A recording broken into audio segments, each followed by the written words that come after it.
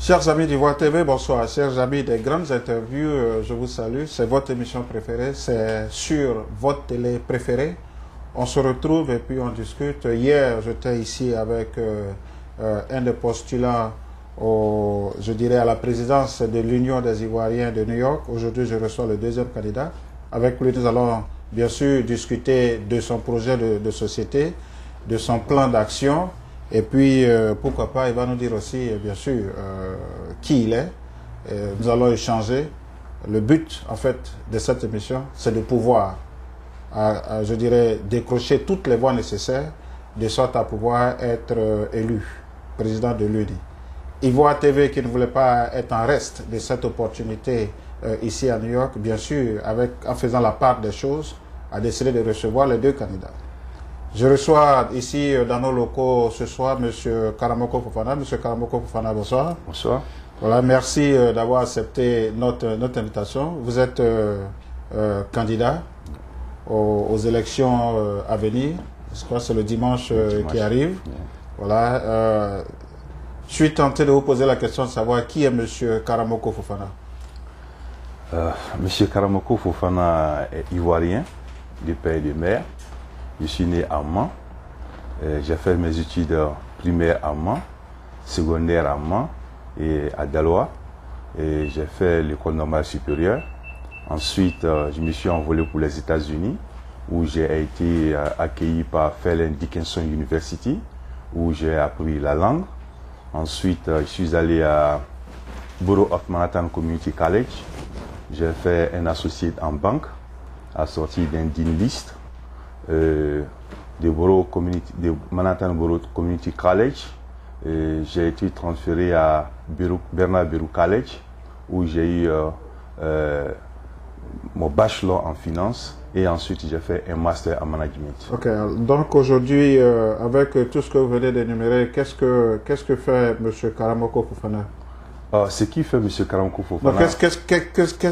Qu'est-ce que vous faites en fait dans la vie de tous les jours? Dans la vie de tous les jours, je travaille actuellement pour East West Management, situé à la 27e Street entre Convent Avenue et Amsterdam Avenue.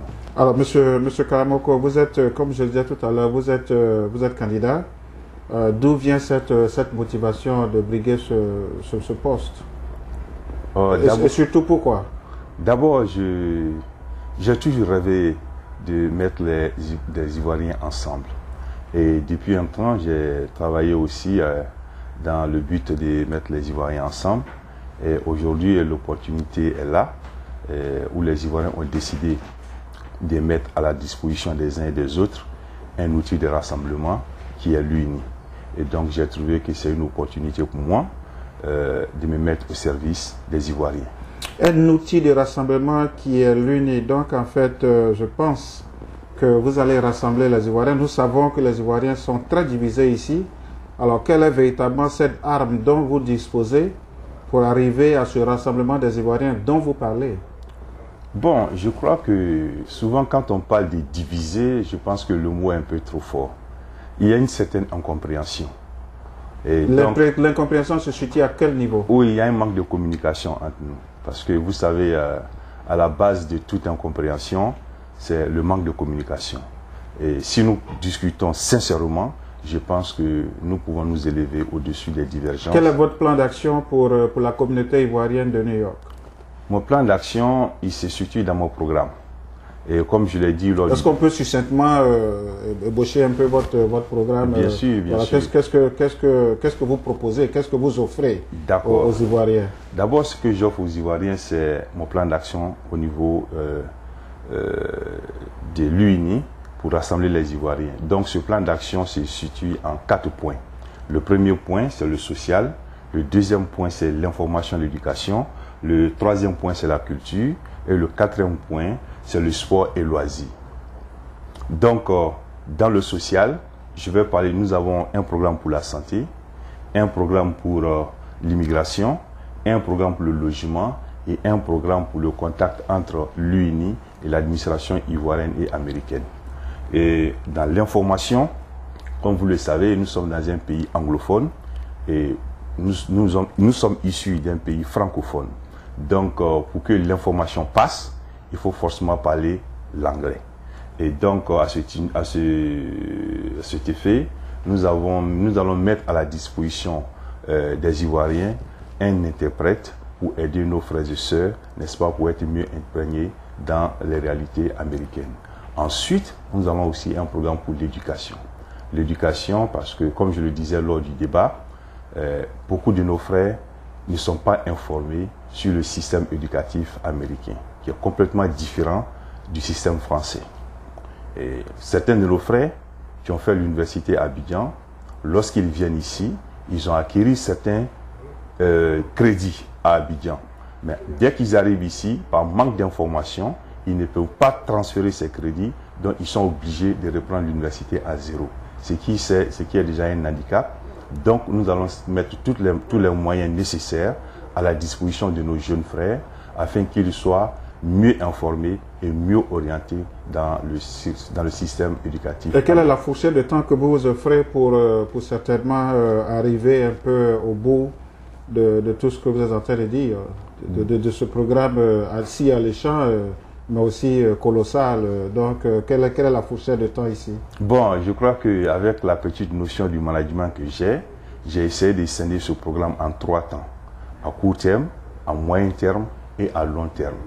Donc, à court terme, je compte d'abord créer, n'est-ce pas, cette structure au niveau de ceux qui sont allés à l'école, parmi les Ivoiriens ici. Il y a ceux aussi qui sont dans l'enseignement, certainement, qui seront, je crois, dans le comité d'insertion et d'orientation. Monsieur Karamoko, nous allons aller un peu sur les tests de la commission électorale indépendante. Voilà, je crois qu'au sein du statut règlement intérieur, il a été dit que vous ne devez appartenir à aucun parti politique. Voilà, on sait que dans le temps, vous étiez bouillant membre du RDR. Voilà, qu'est-ce qu'il en est? Ça veut dire qu'aujourd'hui, si vous êtes président de l'UNI, vous ne ferez plus de la politique. Le RDR, pour vous, c'est fini. Bon. Mais durant la période de votre mandat? Oui, je crois que le statut et règlement intérieur de l'UNI a été clair. Toute personne qui veut aspirer, n'est-ce pas, au poste de président de l'UNI et qui assume un poste de responsabilité au sein d'un parti politique doit rendre sa démission. Et chose que j'ai faite, j'ai rendu ma démission au poste de secrétaire du RDR. Mais je signe et je persiste que je reste toujours un militant de base du RDR. Donc aujourd'hui, en ma qualité de candidat de président au poste de l'UNI, je porte aujourd'hui un chapeau d'Ivoirien. Alors vous pensez pas que un peu, quels sont les antécédents que vous traînez avec vous en tant que, je dirais, l'un des premiers responsables du RDR? Est-ce que vous avez aujourd'hui l'opportunité de convaincre un peu tout le monde de voter pour vous? Alors, il faut certainement élucider un peu cette partie-là. Oui, quels sont les bagages que vous traînez? D'abord, j'ai une force interne. Je sais écouter. Je suis patient. Et j'ai la force aussi d'aborder les uns et les autres sans complaisance et sans hésitation. Parce que pour toute personne que vous voulez convaincre, il faut d'abord un rapprochement. Il faut créer d'abord un sentiment de confiance vis-à-vis de cette personne. Bon, je pense que j'ai cette possibilité. C'est ce qui fait déjà ma force sur le terrain. 23-40 FIFA Avenue, ça veut dire quelque chose? Parce que, en fait, je pose la question parce que lors du débat, oui, je crois que le modérateur avait posé la question sur les 50 000 $ que le président a laissé lors de ce dernier passage. Et je vous prends au mot, vous avez dit exactement qu'en votre connaissance, à ce que vous sachiez, ces 50 000 $ sont quelque part localisés dans une banque, alors que je crois que sur le terrain, ces 50 000 $ ont servi je dirais, à créer une maison de la culture. Est-ce que vous êtes d'abord informé de l'existence de cette maison?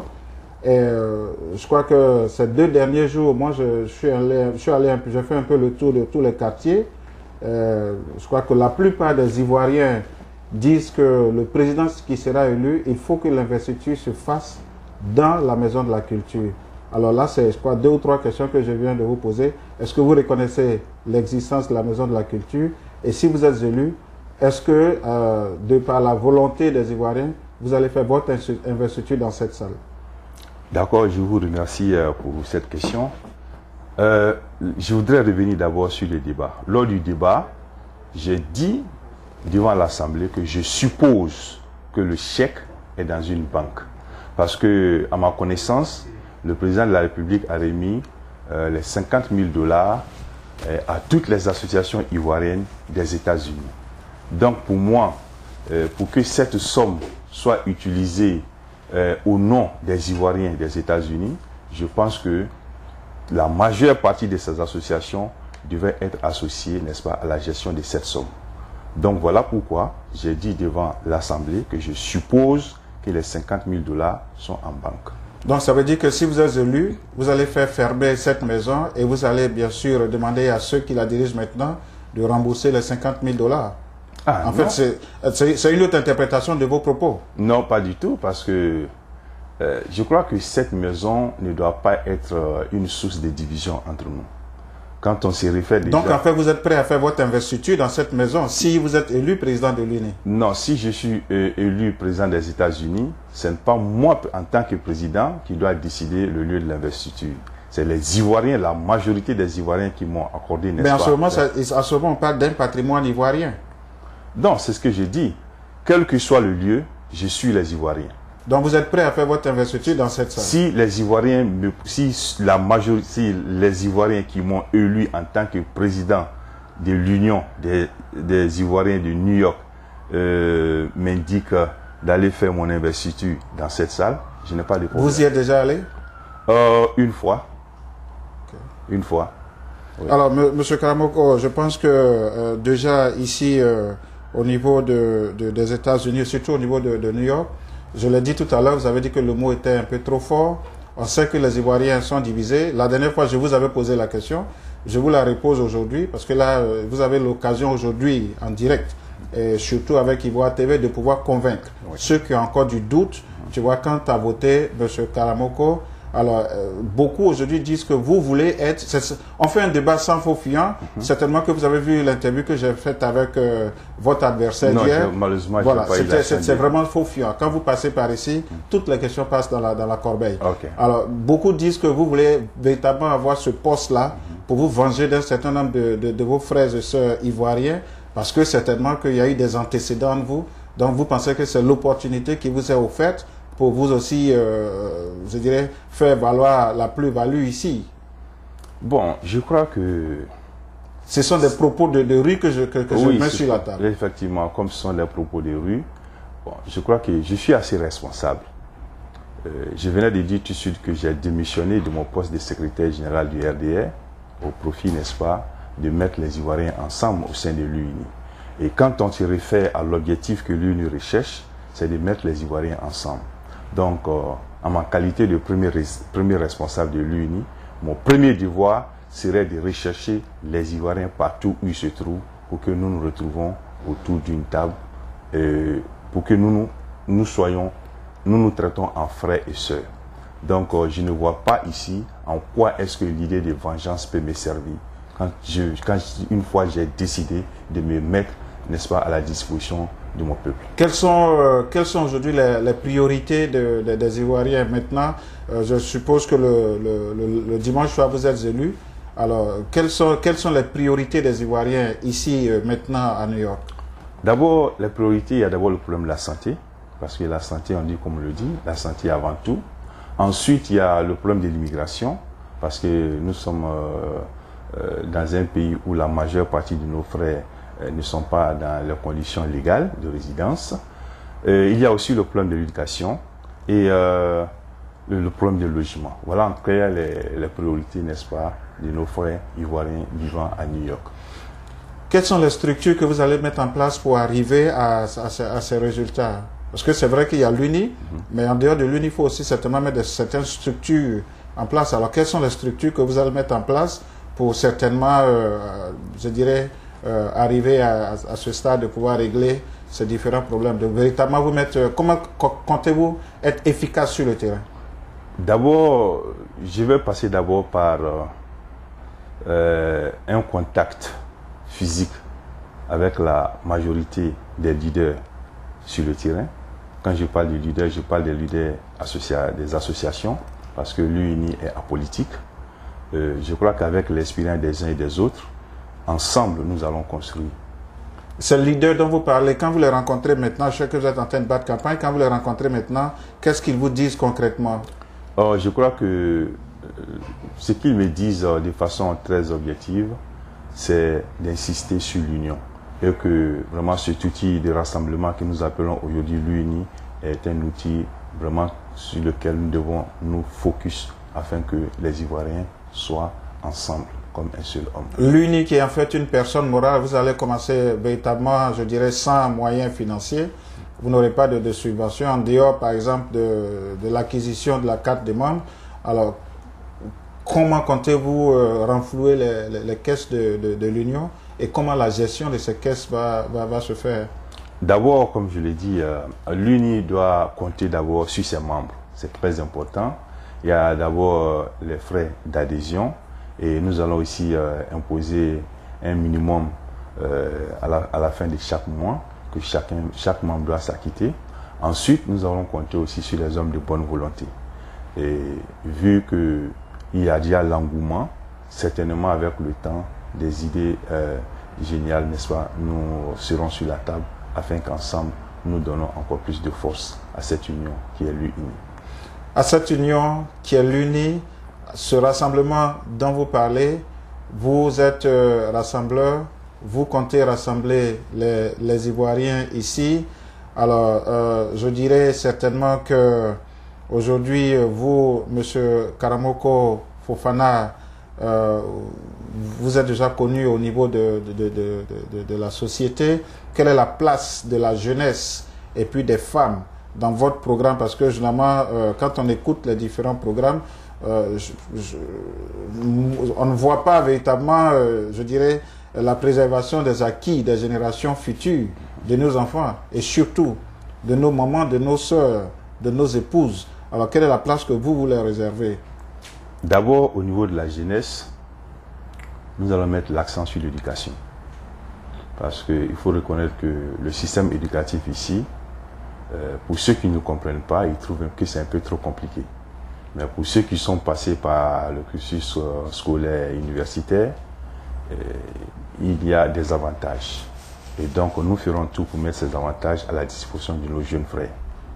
Ensuite, nous allons trouver un cadre, c'est-à-dire un siège à l'avenir, où ce siège sera, n'est-ce pas, un lieu de rassemblement et d'échange d'informations entre nous et les jeunes. Donc, ces jeunes aussi, nous comptons les organiser, parce qu'aujourd'hui, il n'y a pas de président de jeunes. Donc, à la longue, nous allons organiser cette structure de jeunesse afin qu'ils soient responsabilisés dans certains domaines. Au niveau des femmes, bon, je crois que la majeure de nos sœurs travaillent et beaucoup d'entre elles font la tresse. Nous allons les aider, n'est-ce pas, à mieux organiser leur secteur d'activité, ce qui pourra aussi être un avantage pour nous. Je voudrais revenir un peu, vous savez, ça me trône un peu la tête, je vais revenir. Ça veut dire que si, je dis bien si vous êtes élu, et si après votre élection, vous reconnaissez cette maison de la culture, vous allez en faire certainement votre siège. Oui, c'est ce que j'ai dit, parce que ne mettez pas seulement le fardeau sur le président, parce que le président ne travaille pas seul, il travaille avec une entité, c'est-à-dire avec un groupe d'hommes. Donc, nous n'allons pas du coup prendre les décisions de façon à la volée. Ce sont les trucs seront étudiés de façon minutieuse pour que les retombées soient positives, n'est-ce pas, au sein de l'UNI. En tant que président, peut-être que je peux prendre une décision qui peut être impopulaire. Donc, qu'est-ce qu'il faut faire? Il faut se concerter, demander l'avis des uns et des autres, et convoquer une assemblée générale, prendre des décisions, n'est-ce pas, des décisions qui pourront être, n'est-ce pas, approuvées par la majorité des Ivoiriens. C'est dans cette optique que nous devons travailler. Le président, c'est vrai, il est là, il est l'artisan, il est le président, mais toutes les décisions ne doivent pas être prises par le président de l'UNI. Il faut des concertations. Et à chaque fois qu'il y a un sujet important, il faut convoquer une assemblée générale échanger avec la majorité des Ivoiriens avant de prendre une décision. Quelle est la dernière fois que vous avez conversé avec votre adversaire? Qu'est-ce que vous avez dit? Je crois que nous nous sommes croisés à Barbershop avant-hier nuit, aux environs de minuit. Je lui ai dit ceci. Ismaël, voici un outil très important que les Ivoiriens sont en train de mettre sur pied. Si l'UNI réussit, c'est toi et moi. Si l'UNI échoue, c'est toi et moi. Il m'a dit, grand frère, j'ai compris le message. Donc, je pense bien que nous allons travailler ensemble, quel que soit le résultat des urnes. Vous disiez la dernière fois, lors du débat, que si vous êtes élu, vous allez travailler avec Ismaël. Oui. Alors, si Ismaël est élu, est-ce que vous allez travailler avec lui? Bien sûr que oui. C'est ce qui fait la force de l'union. Parce qu'aujourd'hui, si nous allons aux élections et que moi je suis élu avec peut-être 1000 Ivoiriens et Ismaël a été défait avec peut-être 500, quand on fait le total, ça nous fait 1500 Ivoiriens. Et si je mets Ismaël de côté, c'est comme nous perdons 500 Ivoiriens. Donc dans mon calcul, la totalité de ceux qui vont venir voter doit être utilisée à bon escient. Et ce total-là ne peut être qu'une force pour nous. Comme je l'ai dit au départ, si l'UNI doit focus sur ses membres pour se faire un peu d'argent, il faut que tous les Ivoiriens, n'est-ce pas, se sentent dans cette union, afin qu'ensemble, nous nous donnons la main pour, n'est-ce pas, donner, n'est-ce pas, une nouvelle vie, un nouveau visage, n'est-ce pas, aux Ivoiriens qui... Quelle est la place de nos autorités au sein de l'UNI? Oui, je crois que si je me réfère... On ne peut pas parler de l'UNI sans parler de nos autorités. On a la chance d'avoir 2 ambassadeurs ici. Bien sûr, je crois que si je me réfère au statut au règlement intérieur... Quelles sont vos relations avec ces 2 ambassadeurs? Non, je viens, laissez-moi répondre à la question d'abord. Nos 2 ambassadeurs sont membres d'honneur, n'est-ce pas, de l'UNI. Donc, ce qui est déjà important. Maintenant, en ce qui concerne mes rapports avec les 2 ambassadeurs, j'ai de très bons rapports avec les 2 ambassadeurs. Et j'ai eu des échanges avec son Excellence Daouda Diabaté. Et j'ai eu également des échanges avec son Excellence Youssoufou Bamba. Donc, je crois que nos relations sont au bon point. Voilà. Comment les élections vont se faire le dimanche? Qui va voter, qui ne va pas voter, la liste électorale et tout ça? Comment ça va se faire le dimanche quand les gens vont arriver? Est-ce qu'il y a une liste électorale qui existe? Yeah, je crois que la CEI a fait un très bon boulot. J'ai eu, n'est-ce pas, le rapport ce matin. Une liste sera établie. Je crois que les candidats vont voter selon, n'est-ce pas, l'initiale de leur nom. Ils vont former, je crois, peut-être 3 ou 4 rangs. Ceux dont le nom commence par A, B, C, D seront sur une ligne, E, F, G sur une ligne, ainsi de suite. Et la liste, les votants seront recensés, leur nom, prénom, lieu de naissance, adresse et numéro de téléphone.